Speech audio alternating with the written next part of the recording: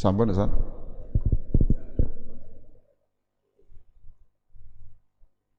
Bismillahirrahmanirrahim. Assalamualaikum warahmatullahi wabarakatuh. Alhamdulillah wassalatu wassalamu ala Rasulillah Sayyidina Muhammadin wa ala alihi wa sahbihi wa mawalah. Amma ba'du. Bapak Ibu sekalian yang sangat saya hormati, sebagaimana biasa marilah kita berdoa sejenak untuk siapapun yang merintis masjid ini, yang menjadi pengurus masjid ini mulai awal sampai sekarang, juga seluruh orang yang pernah ikut berpartisipasi membangun masjid ini dan mengisi kegiatan-kegiatannya, termasuk yang mungkin mengirimkan makanan, mengirimkan minuman, semuanya itu menjadi sumber kebahagiaan di dunia ini dan di akhirat. Al-Fatihah. A'udzubillah.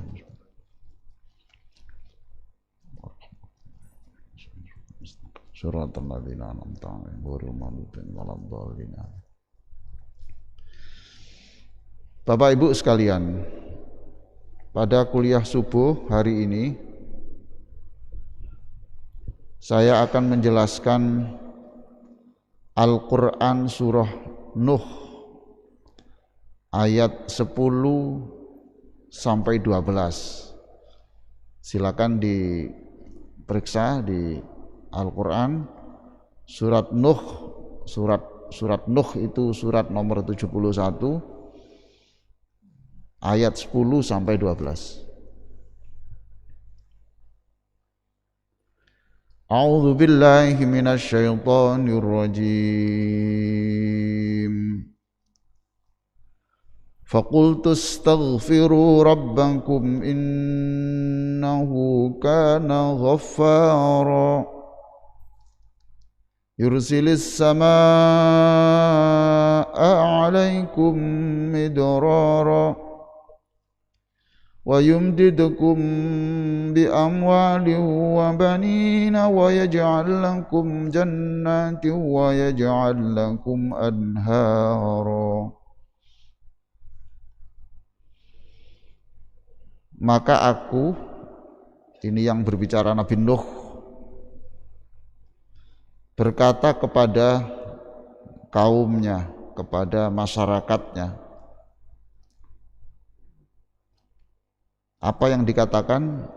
Mohonlah ampun kepada Tuhanmu, mintalah ampunan kepada Tuhanmu. Innahu kana ghaffaro, sungguh Dia adalah Maha Pengampun. Jika kamu istighfar, pastilah Dia, Allah, akan mengirimkan hujan kepadamu dengan lebat. Akan mengirimkan hujan kepadamu dengan lebat. Itu bisa ditafsirkan secara fisik, memang hujan betul, bisa juga merupakan simbol-simbol hujan itu hujan rahmat. Dan menambah banyaknya harta dan anak-anakmu. Ini juga bisa diartikan secara fisik, bisa juga diartikan secara simbol-simbol, ya, bisa saja itu rahmat, ampunan, rezeki. Tidak hanya itu, kalau istighfar itu Allah juga menyediakan untukmu kebun-kebun dan menyediakan pula di dalamnya untukmu sungai-sungai. Jadi istighfar itu berdasarkan ayat ini, ya, istighfar itu akan mendapatkan ampunan plus apa saja di situ. Plus apa saja? Diampuni toh, Mintalah ampun kamu kepada Allah, Allah Maha Pengampun, berarti Allah akan memberikan ampunan. Jadi orang istighfar itu satu dapat ampunan. Penting ampunan ini, Pak. Umpamanya ya, Pak ya. Subhanallah. Siapa tuh Pak yang tidak pernah berdosa itu siapa? Semuanya itu pernah berdosa ya. Kalau umpamanya ada satu saja dosa yang belum diampuni oleh Allah, itu kan masalahnya jadi panjang loh Pak. Masalahnya jadi panjang. Urusan akhirat kan panjang. Nah, kita mohon kepada Allah, itu satu, kalau istighfar itu dapat ampunan Allah. Yang kedua dapat apa? Yang kedua dapat apa? Itu loh Pak tadi. Ini enggak, kita ini saja dulu ya.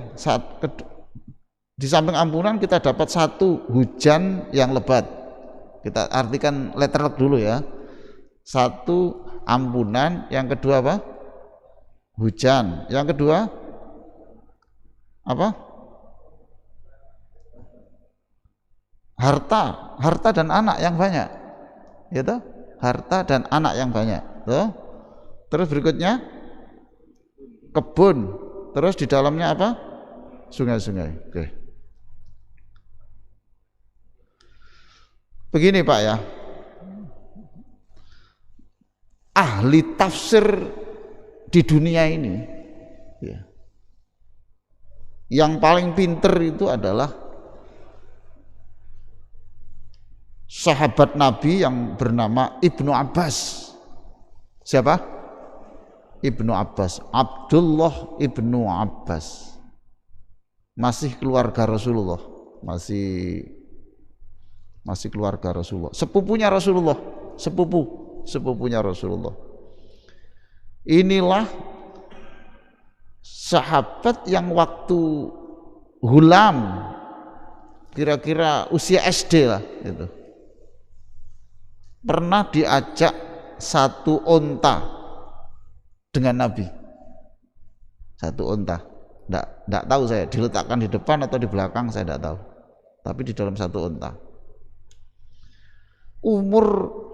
Umur masih sekian ya, masih anak usia SD, tapi Nabi itu berbicara yang menurut saya ukuran kalau orang sini itu ukuran usia 60 lah. Karena yang dibicarakan itu yang sangat dalam. Contoh kayak gini ya, kamu kalau ikhfadillah yahfadka, kamu kalau mau ingat Allah terus, Allah ya ingat kamu terus gitu. Jagalah hubunganmu kepada Allah, nanti Allah juga akan terus mengalirkan bantuannya untuk kamu. Ini kan tasawuf tuh Pak, ini kan sangat dalam, tapi anak seusia itu sudah diajak bicara itu. Siapa tadi namanya? Ibnu Abbas. Bapak nanti kalau haji atau umrah nanti silakan mencari namanya Masjid Ibnu Abbas ya. Ibnu Abbas. Saya lihat di dinding-dinding itu memang ini termasuk ini tadi, ihfadillah yahfadka itu. Lalu Nabi pernah berdoa, ya Allah, orang ini, anak ini ya, berikan kecerdasan untuk menjelaskan makna Al-Quran. Doanya Rasulullah. Nah sekarang ya, kita ingin tahu bagaimana kecerdasannya itu. Suatu saat Abdullah Ibnu Abbas radhiyallahu an kedatangan tiga tamu. Tamu yang pertama minta kepada Ibnu Abbas ini, minta untuk didoakan karena dia ini mempunyai kebun yang tak ada hujan, artinya menggantungkan pertaniannya itu pada hujan. Nah, saat itu lama tidak ada hujan, berarti sama sekali dia tidak bisa, tanahnya tidak produktif. Tidak produktif. Minta tolong kepada Ibnu Abbas. Ibnu Abbas, kamu kan ahli Quran, ya. Doakan saya dengan doa-doa Al-Quran sehingga hujan turun. Jawabnya Ibnu Abbas, baca istighfar saja yang banyak, baca istighfar yang banyak istighfar, astagfirullahaladzim, yang banyak. Keluar, tamu itu keluar. Tamu kedua datang. Wahai Ibnu Abbas, kamu kan ahli Quran ya. Saya ini punya masalah. Apa masalahmu? Saya ini punya pertanian, lahan pertanian, dan pertanian itu menggantungkan pengairannya dari sungai. Sekarang sungai itu kering total. Praktis ekonomi saya bermasalah karena nggak ada air pada sungai itu. Tolonglah doakan saya untuk bisa agar supaya sungai itu bisa penuh air seperti semula. Dijawab oleh Ibnu Abbas, perbanyaklah istighfar. Insyaallah istighfar. Ganti tamu yang ketiga. Saya punya masalah, Ibnu Abbas. Apa? Saya ini sudah lama berumah tangga,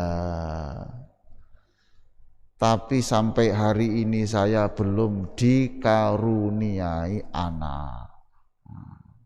Tolonglah carikan doa-doa supaya saya segera mempunyai anak.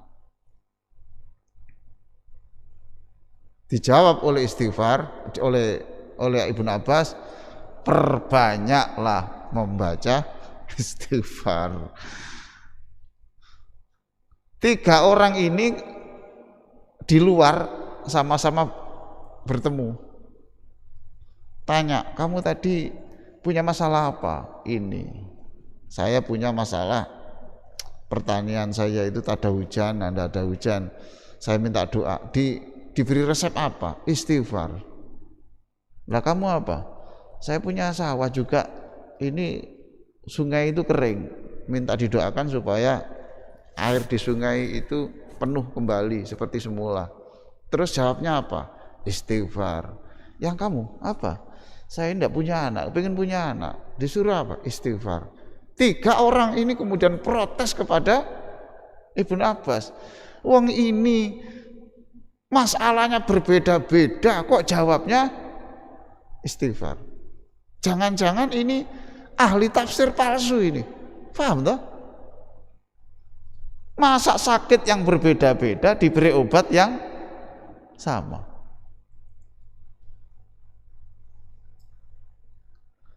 Oh, Ibnu Abbas tuh.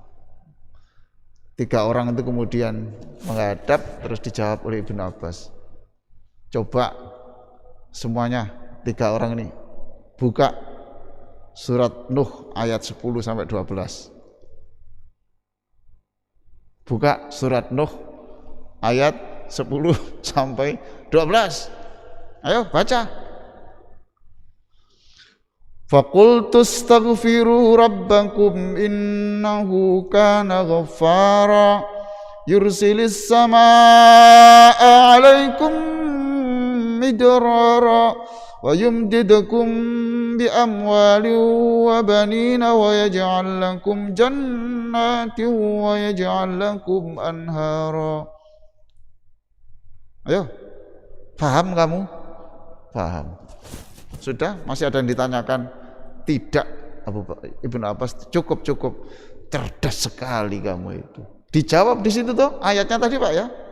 Bacalah istighfar. 1, Allah akan menurunkan hujan. Berarti permasalahan orang nomor 1 toh.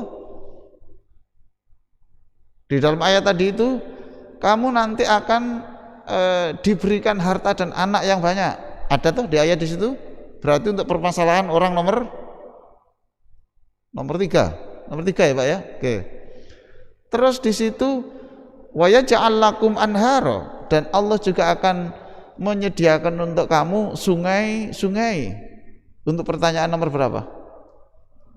Nomor 2. Ini orang cerdas ini, subhanallah. 1 ayat bisa untuk menjawab 3 pertanyaan yang berbeda. Bapak Ibu sekalian yang sangat saya hormati, mungkin ya Ibnu Abbas ini karena dekat dengan Rasulullah, banyak hadis-hadis yang diceritakan oleh orang satu ini. Memang Rasulullah itu pernah mengatakan man lazimal istighfar, siapa yang terus menerus istighfar. Istighfar itu baik Bapak. Istighfar itu baik. Karena istighfar itu kita ini menghadap Allah dan mengakui bahwa kita ini bukan orang bersih. Kita mengakui bahwa kita ini orang berlumuran dosa. Lalu minta ampun pada Allah, itu berarti orang itu sudah mengakui, sudah bagus. Ja'alallah min kulli dhiqin makhraja. Allah akan menjadikan jalan, memberikan jalan keluar kepadanya dari seluruh kesulitan.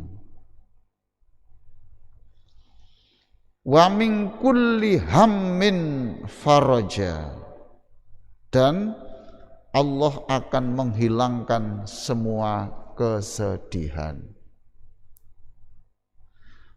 Wa razaqahu min haitsu la yahtasib, dan Allah juga akan memberikan rizki kepadanya di luar perhitungan, di luar kalkulasi matematik, rumus-rumus ekonomi. Nah itu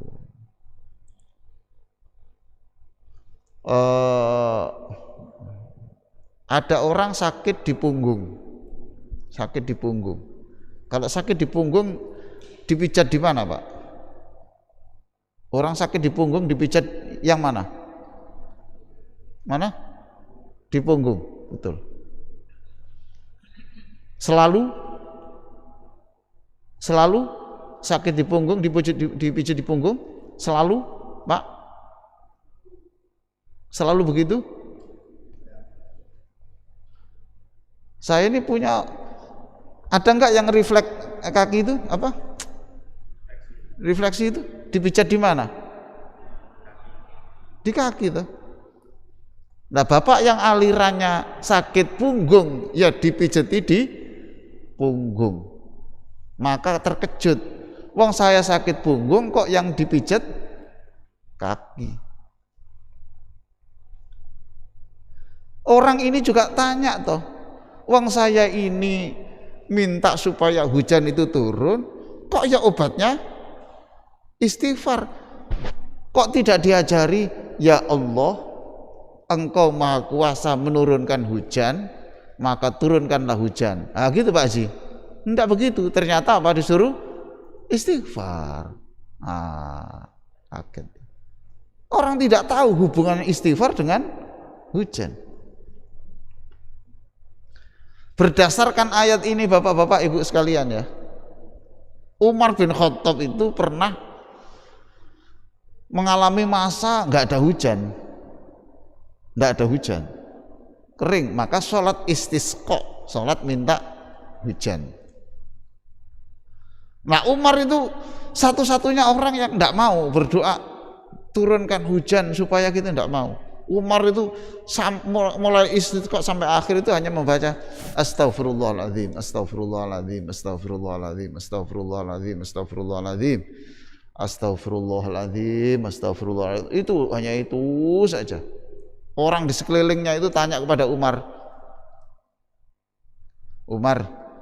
Kita semua ini minta hujan, kamu kok istighfar terus. Kira-kira jawaban Umar apa, Pak? Pak Haji, kira-kira jawaban Umar apa kira-kira? Kamu itu loh, wong ini istisqa, ini minta hujan, kamu kok hanya istighfar? Pasti Umar menjawab, kamu belum pernah baca ya surat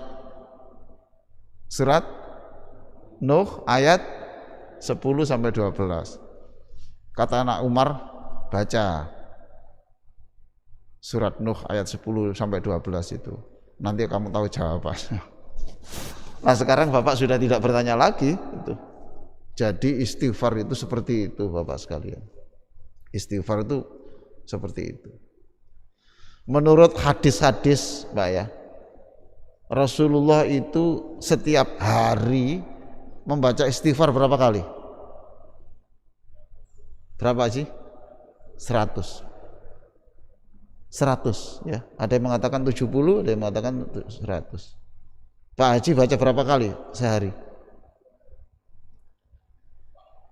Lupa. Berapa kali Pak Haji? Astagfirullahaladzim, astagfirullah. Kurang ya? Kurang 100 ya Pak ya? Kurang. Mudah-mudahan lebih ya. Alhamdulillah. Maka melalui kajian ini, kalau kita punya masalah ya Pak ya, kalau kita punya masalah, mungkin penyakit, mungkin rezeki, mungkin keluarga ya, cara mengatasinya tidak harus berdoa, wahai Allah berikan jalan keluar masalah ini, tidak harus begitu terus, tapi juga tambahi istighfar yang banyak. Apa hubungannya?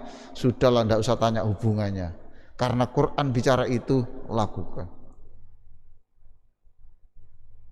Ya istighfar saja, hanya itu, ya itu saja. Sampai berapa hari? Pokoknya 7 hari ini istighfar sajalah, istighfar saja itu.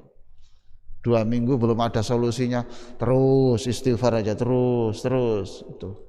Kok begitu Pak? Baca surat Nuh ayat 10 sampai 12. Istighfar itu seperti itu. Ada juga Bapak Ibu sekalian ya, coba Bapak buka surat Hud ayat 3. Surat Hud ayat 3.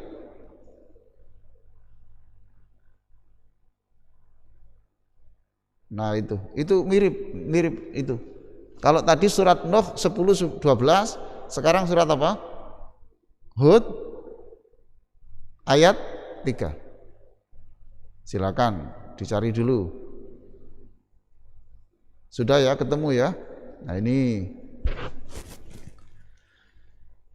wa anistaghfiru rabbakum thumma tubu ilaih. Hendaklah kamu itu istighfar kepada Tuhanmu, thumma tubu ilaih. Nah ini ditambahi nih, tidak hanya istighfar tetapi tobatlah.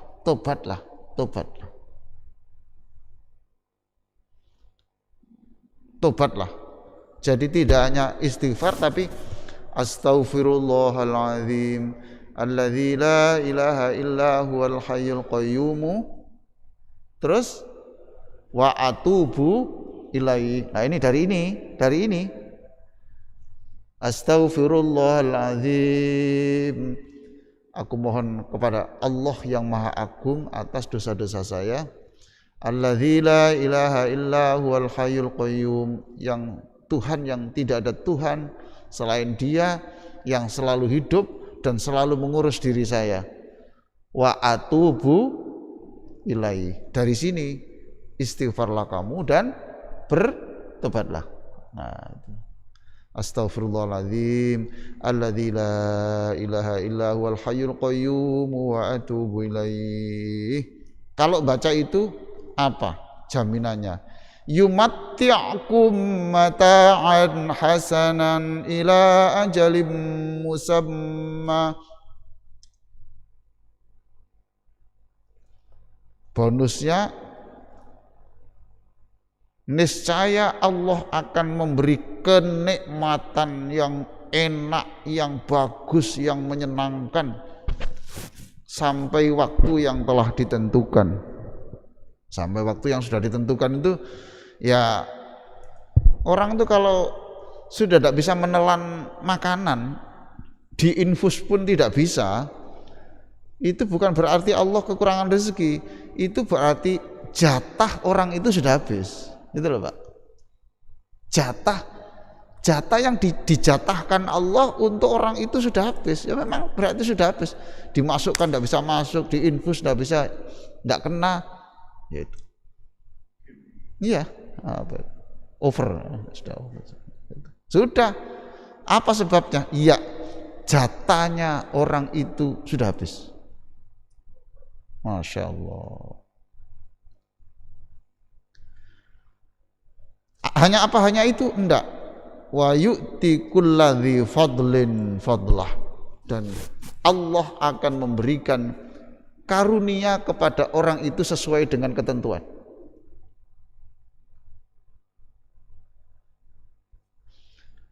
Bapak Ibu sekalian, menurut Imam Al-Qurtubi ya, Imam Al-Qurtubi ketika menjelaskan surat Hud ayat 3 itu, dia mengatakan ayat ini berisi janji-janji Allah berupa kenikmatan yang melimpah kepada setiap orang yang beristighfar dan bertaubat.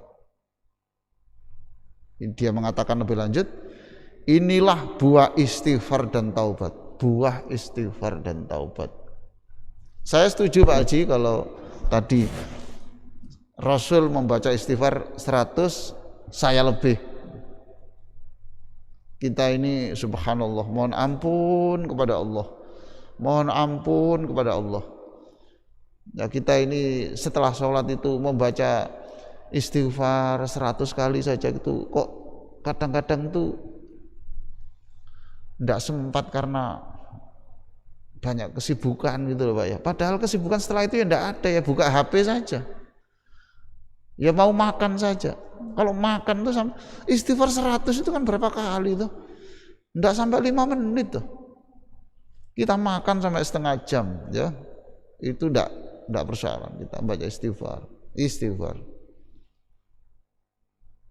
Apa hubungannya istighfar dengan persoalan anak, persoalan istri, persoalan suami? Biar itu Allah yang ngurus. Yang ngurus itu Allah. Tidak usah tanya ini hubungannya apa? Quran bicara begitu ya sudah ikuti. Sudah menjanjikan. Inilah buah istighfar dan taubat, kata Imam Al-Qurtubi. Yaitu kenikmatan yang melimpah, rizki yang banyak, dan kesejahteraan. Allah juga tidak akan menyiksa, subhanallah. Allah juga tidak akan menyiksa umatnya Nabi Muhammad yang istighfar. Sebagaimana yang dilakukan Allah terhadap orang-orang yang dibinasakan sebelum umatnya Nabi Muhammad. Selama istighfar, itu ada ayatnya ya. Allah tidak akan menghancurkan orang selama orang itu istighfar. Menurut Syekh Muhammad Al-Amin Asy-Syinkiti menafsirkan ayat ini, Allah memberikan balasan yang terbaik bagi orang yang istighfar dan bertaubat. Astaghfirullahaladzim alladzi la ilaha illa huwal hayyul qayyum wa atubu ilaihi. Aku istighfar ya Allah dan aku tidak akan mengulangi lagi. Gitu. Aku tidak akan mengulangi lagi. Ibnu Katsir mengatakan Nabi Hud memerintahkan kaumnya untuk istighfar agar dosa-dosa mereka dihapus Allah, kemudian memerintah mereka bertaubat agar masalah yang dihadapi mendapat jalan keluar. Kalau Ibnu Katsir Dua hal, istighfar itu untuk mendapatkan ampunan, tobat itu untuk menghasilkan bonus-bonus rezeki dan solusi masalah hidup ini. Siapapun yang melakukannya, niscaya Allah akan menjaganya, memudahkan rezekinya dan menjadikan urusannya lancar.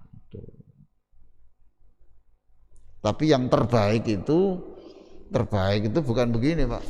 Ya Allah, dengan istighfar maka berikan jalan keluar segala masalah. Itu menjadi istighfarnya itu punya kepentingan, Pak ya, itu. Yang terbaik ya saya istighfar, ampuni saya, sudah selesai. Allah memberikan apa? Itu urusannya Allah. Yang penting saya istighfar. Sebab kalau nanti istighfar, ya Allah saya istighfar penyakit saya sembuh, ini istighfarnya itu bukan tujuannya pada pengampunan. Arahnya itu adalah apa? Pengobatan. Tidak dilarang Bapak, tidak dilarang, tapi lebih spesifik, lebih khusus, lebih murni, karena itu istighfar murni. Ya, kita istighfar itu kan minta supaya kita ini diberi ampunan, dibimbing oleh Allah Subhanahu wa taala. Ada penulis yang terkenal, Pak, ya. Yang Syekh A'id Al-Qarni itu yang menulis buku yang terkenal, judulnya buku La Tahzan. La Tahzan itu kan buku terkenal tuh, dicetak berapa kali. Tapi beliau juga menulis buku yang lain namanya Al-Hayatut Thayyibah. Dia sampai seperti ini ya Pak ya. Ini saya baca saja. Satu ini. Apakah Anda ingin hidup tenang dengan banyak kenikmatan? Itu. Jika jawabannya iya, maka perbanyaklah istighfar. Ini ayat Al-Qarni. Dalilnya surat Hud ayat 3 yang tadi kita bahas. Nomor 2. Apakah Anda ingin berbadan sehat, kuat, terjauh dari bencana dan penyakit? Jika iya, bacalah surat Hud ayat 52. Silakan dicari. Surat apa? Hud ayat 52. Hud 52. Sudah ketemu? Hampir sama dengan surat Nuh.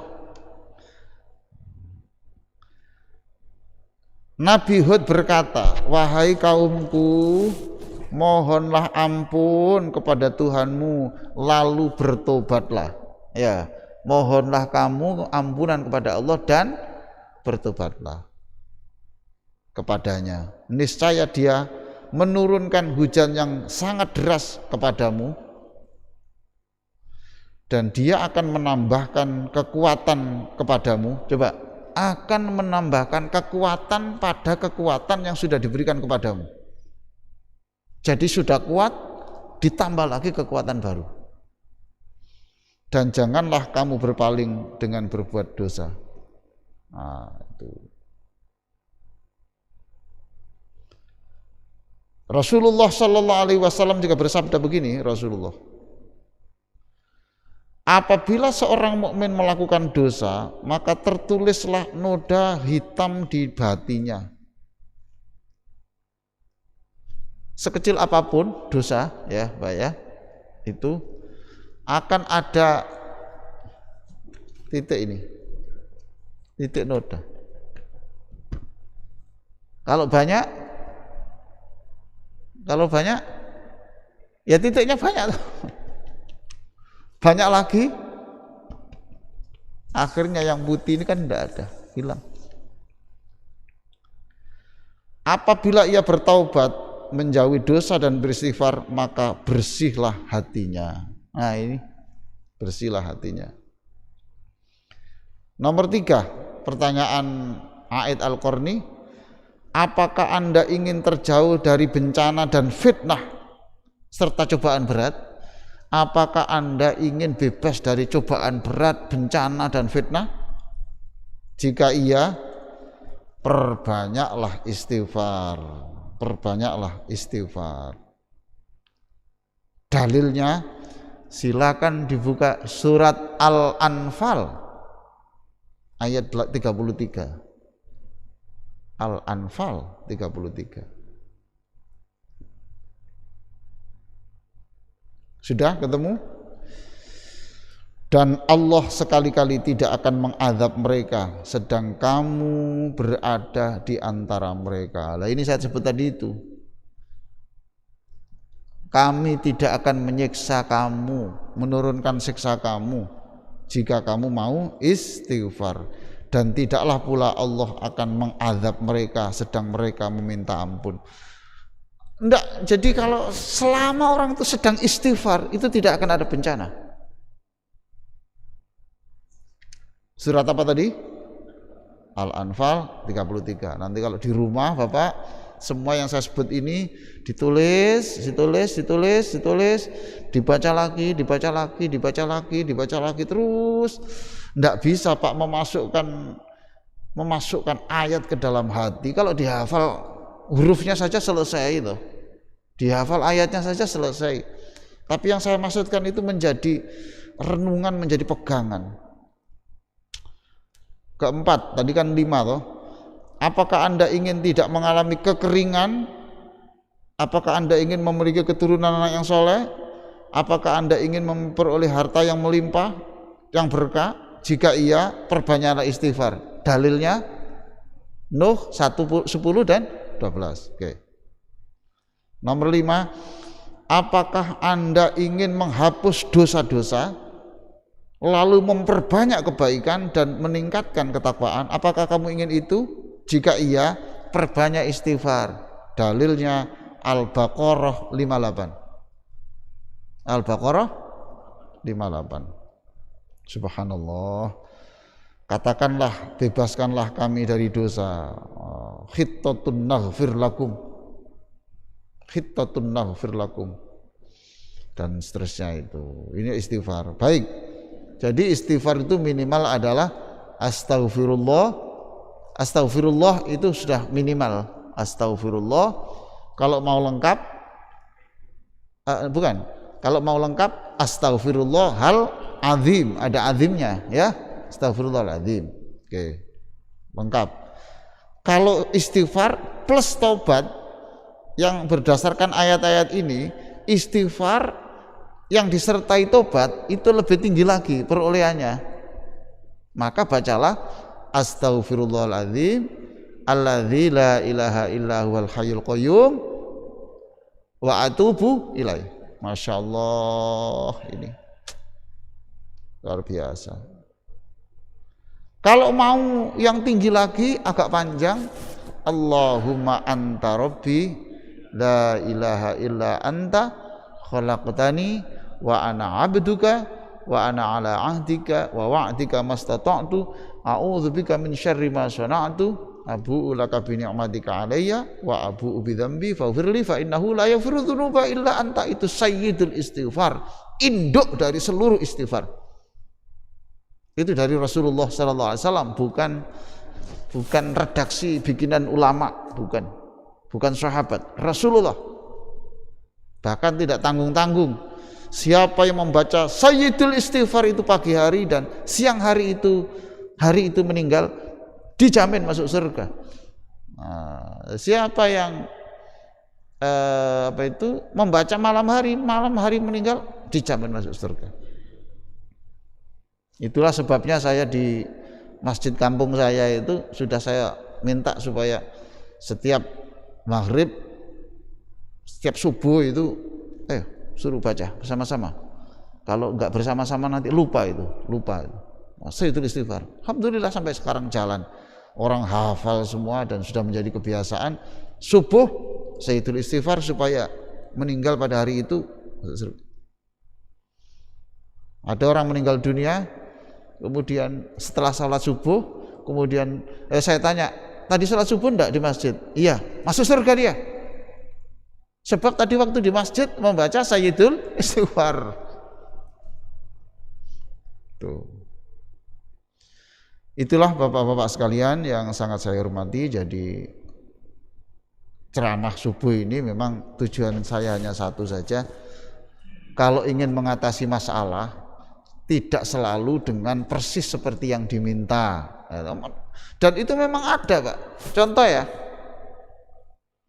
di dalam buku doa-doa keluarga bahagia yang biru itu, di situ resep untuk mengendalikan marah. Orang supaya ada kasus tidak marah, kira-kira doanya apa? Ayo, doanya apa? Bahasa Indonesia aja, bahasa Indonesia aja.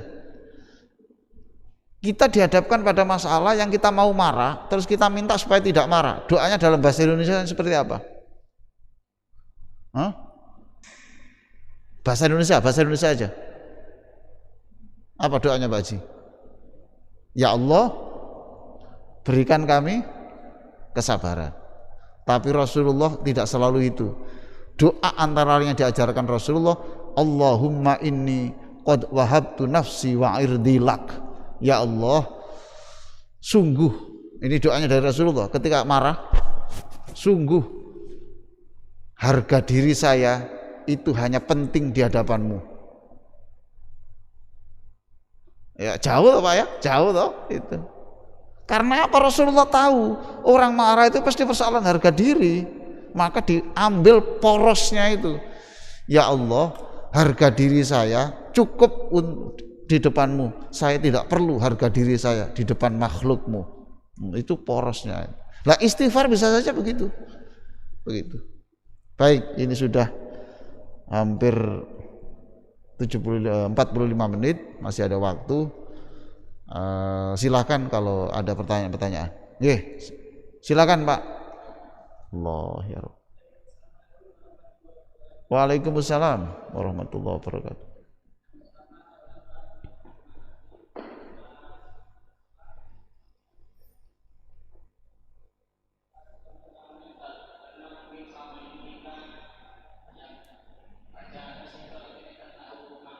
Iya Pak, iya. Masya Allah, ya.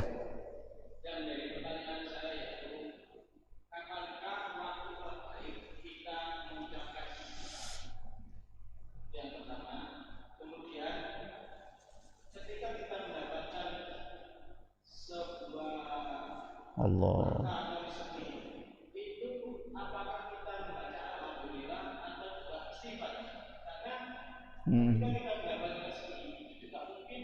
Iya. Ya.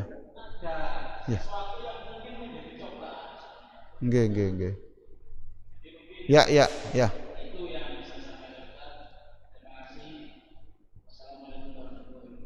Silakan berikutnya. Silakan. Jadi yang pertama saya jawab dulu Bapak, tidak ada ketentuan waktu istighfar. Istighfar itu zikrullah Bapak.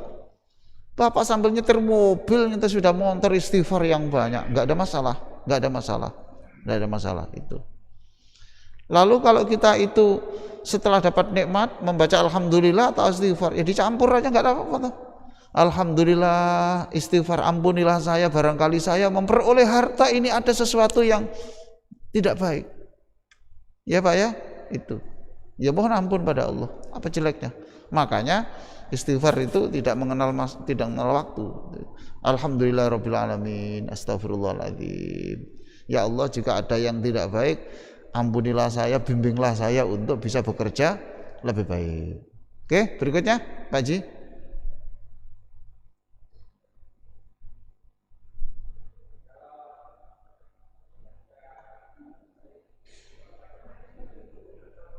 Apa Pak? Ya, ini ada pertanyaan, bolehkah membaca Sayyidul Istighfar waktu sujud? Sekarang saya tanya, Sayyidul Istighfar itu yang mengajarkan siapa? Rasulullah toh? Berarti redaksinya itu berasal dari Nabi. Sudah, titik. Yang kedua, pernahkah Bapak mendengarkan atau mengetahui hadis bahwa perbanyaklah doa pada waktu sujud? Pernah? Oke. Jadi berdasarkan dua hadis tadi, boleh enggak? Boleh Pak ya? Boleh.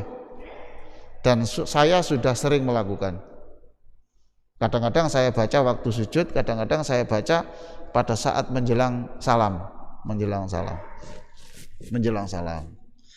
Saya kira begitu Bapak. Kalau ada yang ibu-ibu, monggo silakan. Itu ada ibu, ya. Silakan Bunda. Assalamualaikum warahmatullahi wabarakatuh. Waalaikumsalam warahmatullahi wabarakatuh. Tolong dibantu itu, ini mic-nya. Ya. Sebentar Pak, saya nggak dengar ini.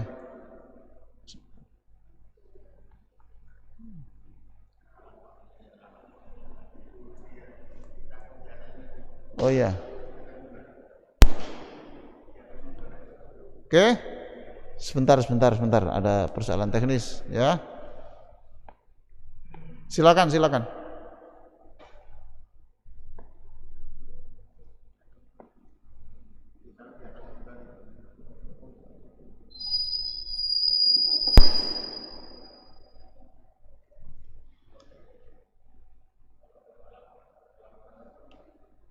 Oh, sampai di bawah sana. Masya Allah. Tidak apa-apa, menambah pahala. Silakan Bunda. Ya.